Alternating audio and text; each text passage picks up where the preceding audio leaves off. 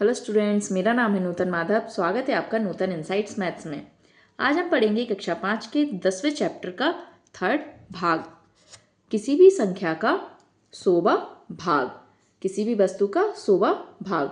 अब आप देखिए, जैसे पैसा होता है तो 1 रुपये में कितने पैसे होते हैं? 1 रुपये में 100 पैसे होते हैं। ठीक है। अब जैसे ये बाजार गया, कोई बच्चा बाजार गया, उसने देखा कि ये जो घड़ी है वो कितने रुपए की है? 567.25, 567.25 रुपये की है। ठीक है। अब 1 रुपये में 100 पैसे होते हैं, तो ये क्या हुआ? पैसे में आया, तो 567.25 पैसे की ये घड़ी हुई। ऐसे ये कंडा कितने का हुआ? 2.50, मतलब 2 रुपये 50 पैसे का ये कंडा हुआ। ये बैग 120.50, मतलब 120 रुपये और 50 पैसे का ये बैग। साबुन की कीमत क्या हुई? 8.75 रुपये, मतलब 8 रुपये 75 पैसे। पेन की कीमत 6.5 रुपये, मतलब 6 रुपये 50 पैसे। माचिस की कीमत 0.50, पॉइंट के बाद 50 है, मतलब ये पैसे में हुई। 50, 100 पैसा मतलब 1 रुपया, तो 50 पैसा मतलब आधा रुपया, है ना। 50 पैसा इस माचिस की कीमत हुई, या आधा रुपया इस माचिस की कीमत। चप्पल की कीमत क्या है? 32 रुपया 99 पैसा। ये माँ और बेटी बात कर रहे हैं कि इस अनोखी कीमत को देखो, 32 रुपये 99 पैसा। पर जब उन्हें 33 रुपये देते हैं तो वे हमें 1 पैसा वापस नहीं करते। तो ये हमें क्या बनाते हैं? दुकानदार उल्लू बनाते हैं। जैसे आप कभी भी ऑनलाइन शॉपिंग करिए तो आपको कभी भी कीमत 399, 499 इसी टाइप की दिखेगी, तो जो 1 रुपया होता है वो उनका प्रॉफिट हो जाता है, वो हमें कभी वापस नहीं देते। ठीक है।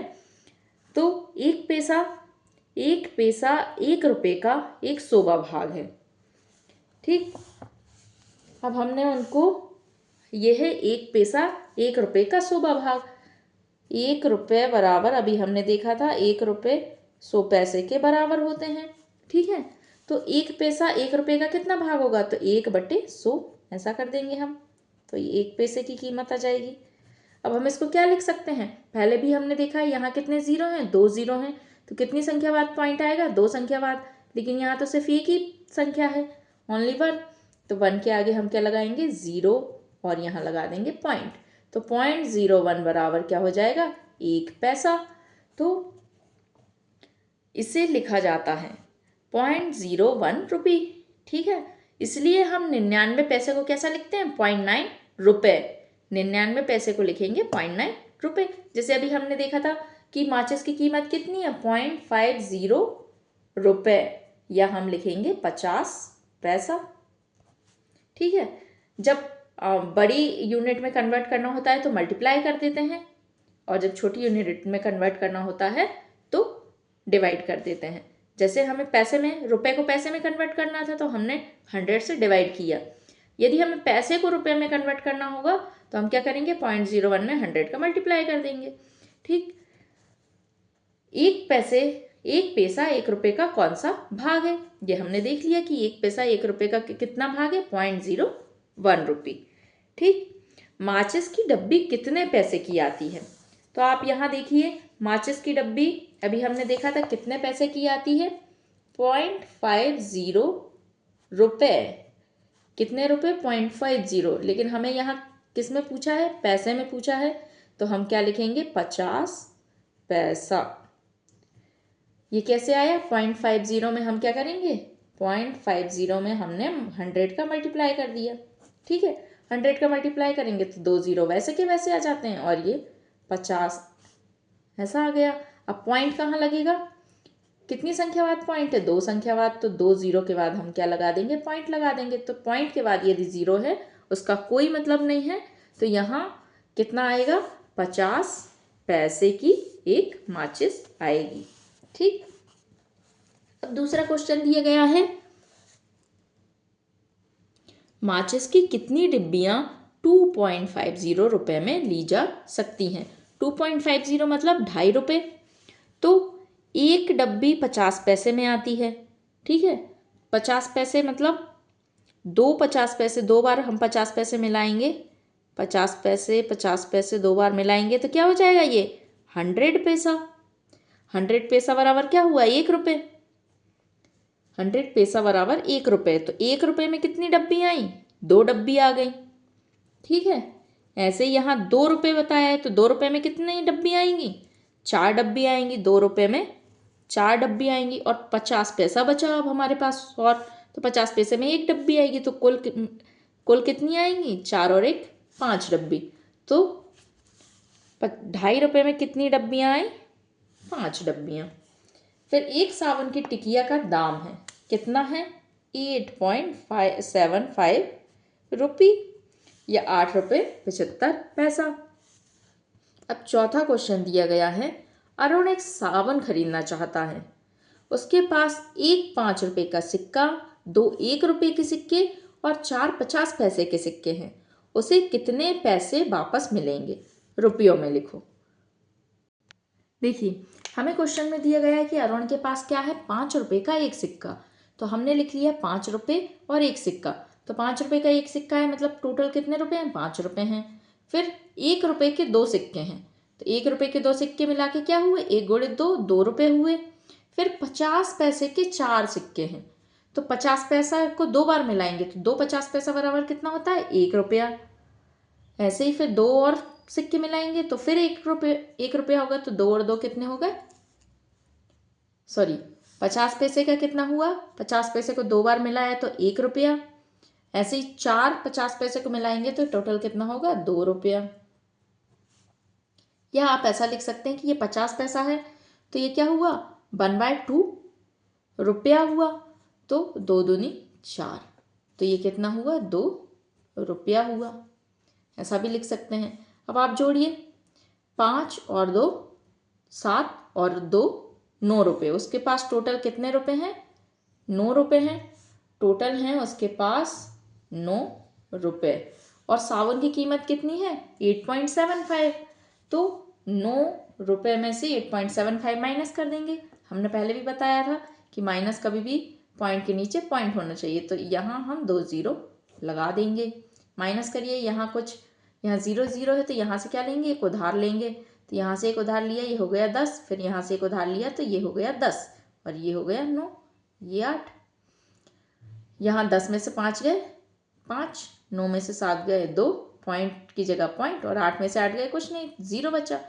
तो उसको कितने पैसे वापस मिलेंगे अरुण को, 0.25 या 25 पैसा। कितने 0.25 रुपये या 25 पैसे उसको वापस मिलेंगे। एक अंडा 2.5 रुपये का है, 1.5 दर्जन अंडे कितने रुपए के होंगे। एक अंडा 2.5 रुपये का है तो 1.5 दर्जन अंडे। एक दर्जन में कितने अंडे होते हैं, एक दर्जन में 6 अंडे होते हैं।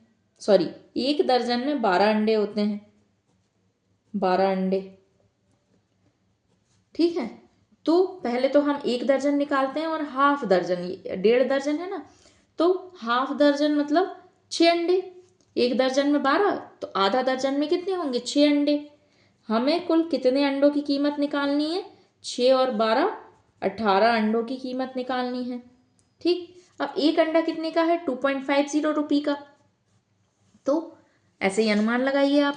18 अंडे की कीमत निकालनी है, एक अंडा है 2.5 का, तो 18 अंडे, ये 0.50 अभी छोड़ दीजिए। ठीक है, 18 अंडे हैं तो 18 में 2 का मल्टीप्लाई करिए, 18 में हम 2 का मल्टीप्लाई कर देंगे। अभी मान के चलिए कि 2 रुपये का एक अंडा है। ठीक है, आधा रुपये हम बाद में देखेंगे। तो 18 × 2, 18 × 2, 18 दूनी 36, 2 8 16, हासिल का 1, 2 1 कम 2 और 1 3, 18 दूनी 36 रुपये हुए। ठीक, अब 0.50 का हम देखेंगे, तो 0.50 मतलब क्या होता है, आधा रुपये होता है ना, 1/2। और अंडे कितने हैं 18, 2 में से 18 को डिवाइड कर दो, 2 9 18, 9 का 1 से मल्टीप्लाई करेंगे 9 ही आएगा, तो 36 और 9 को हम प्लस कर देंगे।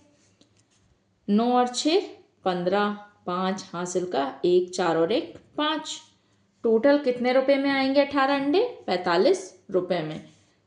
1.5 दर्जन अंडे 45 रुपए में आएंगे। ठीक, अब अगला क्वेश्चन दिया गया है, कन्नन 60 रुपए लो और 1.5 दर्जन अंडे खरीदो। बचे हुए पैसों से तुम कलम खरीद सकते हो। तो 60 रुपए में 1.5 दर्जन अंडे आ गए, सॉरी 45 रुपए में 1.5 दर्जन अंडे आ गए।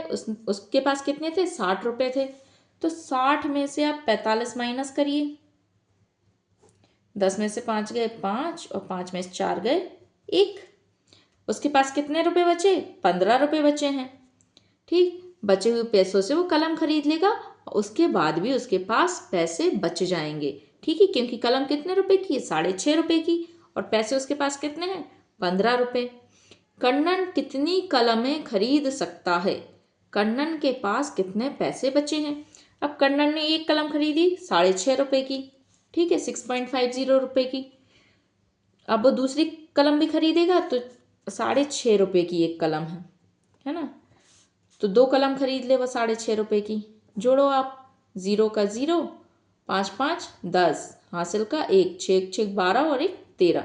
तो और ये पॉइंट का पॉइंट है ना, यहाँ अपन क्लीन उसमें लिखते हैं 6.50 6.50। ये 5 5 10, हासिल का 1 और ये हो गया 13। पॉइंट कहाँ आएगा? 2 संख्याओं के बाद यहाँ आ जाएगा। तो 13 रुपए की उसने 2 कलम खरीद ली। अब और खरीद सकता है क्या? नहीं, क्योंकि उसके पास तो 15 रुपए हैं। अब उसके पास सिर्फ कितने पैसे बचे? 2 रुपए बचे हैं। तो वो कितनी कलम खरीदेगा? 2 कलम खरीदेगा। और पैसे कितने बचे हैं अब उसके पास? 15 रुपए थे, 13 रुपए खर्च कर दिए, तो कितने बचे? 2 रुपए और बचे हैं। क्या मैं 13 रुपए में 2 कलम खरीद सकता हूँ? बिल्कुल खरीद सकता है ना, उसने 13 रुपए में 2 कलम ही तो खरीदी है। अब अगला क्वेश्चन देखिए, ये दिया है 2 कलमों का दाम है 13 रुपए। क्या वह 2 कलमें खरीद सकता है? अभी हमने देखा कि एक कलम 6.5 रुपए की है, तो 2 कलम कितने की होंगी? 13 रुपए की। तो वह बिल्कुल 2 कलम खरीद सकता है। यहाँ अभ्यास का समय दिया गया है, मिलान करो। हर पीले बॉक्स को एक हरे और एक गुलाबी बॉक्स से मिलाओ। ये पीला बॉक्स है, इसको हरे और गुलाबी से मिलाना है। तो आप देखेंगे 50 पैसा, अभी हमने बहुत बार ये देखा कि 50 पैसे को हम 0.50 रुपये ऐसा लिख सकते हैं। ऐसे ही ये 50 पैसे को हमने आधा रुपया भी बोला। ठीक, ऐसे ही अब यहाँ 5 पैसा, 5 पैसे को हम क्या बोलेंगे? इसको रुपये में कन्वर्ट करो, 5/100। जब भी बड़ी छोटी यूनिट को बड़ी यूनिट में कन्वर्ट करना होता है तो क्या करते हैं? डिवाइड करते हैं। 2 संख्याओं के बाद 0 पॉइंट आना चाहिए, तो ये क्या है? एक ही संख्या है, तो यहाँ हम क्या लगाएंगे? 0 लगा लेंगे और यहाँ हो जाएगा पॉइंट 0.05। ठीक, तो 0.05 कहाँ आएगा? ये है, तो इससे क्या मिलान करेंगे? ये। अब इसको और हम कैसा लिखा? यहाँ पे 5/100 ये लिखा है, तो ये इसका मिलान कहाँ आएगा? यहाँ आ जाएगा। ऐसे ही 25 पैसे का देखिए, तो 25 को हम क्या लिखेंगे? 25/100।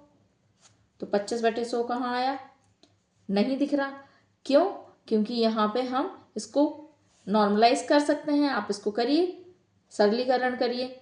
डिवाइड हो सकता है ना 5 5 से, यहाँ भी हो सकता था, बट उन्होंने सीधा दिया है 5/100, इसलिए हमने नहीं किया। अब इसका सरलीकरण करिए, 5 से डिवाइड करिए, 5 5 25 और 5 दूनी 10 और 0 का 0। एक बार और डिवाइड हो सकता है, 5 एकम 5 और 5 को 20। तो 1/4 कहाँ आया? ये आया। तो 25 पैसा मतलब 1/4। और 25 बट्टे क्या था? ये 25/100 था, है ना। तो इसको 2 संख्याओं के बाद पॉइंट आएगा, तो ये 2 संख्याएं हैं, तो 5 और 2 पॉइंट कहाँ आ जाएगा? यहाँ आ जाएगा। तो 0.25 को 0.25 ये यहाँ से ऐसा। ठीक, अब 99 पैसा, तो 99 पैसे को भी वैसे ही लिखेंगे 99/100। तो 99/100 कहाँ आया? ये आया। अब इसको पॉइंट में लिखिए, तो 2 संख्याओं के बाद पॉइंट आएगा, तो 0.99। 0.99 कहाँ है? यहाँ है। ठीक, अब 50 पैसे, ये तो पहले से दिया गया है, 75 पैसा, तो 75 पैसे को 75/100 यहाँ कहीं आपको दिख रहा है? नहीं दिख रहा। पहले हम इसको पॉइंट में कन्वर्ट कर लेते हैं। 2 ज़ीरो, दो संख्याओं के बाद पॉइंट आएगा तो 7 और 5, ये वैसे ही दो संख्या हैं तो 0.75 यहाँ कहाँ आएगा? 0.75 ये है। और इसका हम सरलीकरण करेंगे। वैसे ही 25 का यदि आपको टेबल आता है तो सीधे 25 का पहाड़ा पढ़िए, नहीं तो आप 5 के टेबल से कैंसिल आउट करिए। तो 5 के टेबल पढ़ेंगे तो 7 है। 5 का टेबल ऐसा पढ़ो कि 7 आए या 7 से कम आए, तो 5 एक कम 5, 7 था तो कितने बचे? 2 बचे। ये कितना हो गया? 25, 5 25, ठीक है, ये 15 हो गया। अब 5 दूनी 10 और ये 0। फिर 5 से डिवाइड हो सकता है, 5 दिया 15 और 5 एक को 20, तो 3 और 4 मतलब कितना आया? 3/4। 3/4 कहाँ दिख रहा है? ये दिख रहा है, तो 3/4 को यहाँ से मिला देंगे। अब लास्ट जो दिया गया है वो क्या दिया गया है? 10 पैसे। तो 10 पैसे को हम कैसे लिखेंगे? कहाँ लिखें? यहाँ लिखें। 10 पैसे 10/100, ठीक है। तो यहाँ एक जीरो से एक जीरो कैंसिल, तो ये कितना आ जाएगा? 1/10, मतलब इससे मैच होगा ये 1/10 से। और 10 पैसा मतलब यहाँ दो संख्याओं के बाद जीरो आना चाहिए, है ना। 10/100 मतलब दो संख्याओं के बाद पॉइंट आएगा, तो 2 ज़ीरो है ना, तो दो संख्याओं के बाद पॉइंट आएगा मतलब 0 और 1 दोनों लिखेंगे हम। और यहाँ क्या लगा देंगे? सॉरी, इस जीरो का कोई सेंस नहीं है यहाँ पे, है ना। तो यहाँ दो संख्याओं के बाद हम पॉइंट लगाएंगे, ये 0 और ये 1, तो क्या आएगा? 0.10 रुपया। ठीक, इतना समझ आया? तो स्टूडेंट्स, आज हमने सीखा रुपयों के पैसे और पैसे को रुपयों में कन्वर्ट करना। यदि आपको मेरी क्लास पसंद आ रही है तो मेरे चैनल को लाइक करें, शेयर करें और सब्सक्राइब करें। धन्यवाद।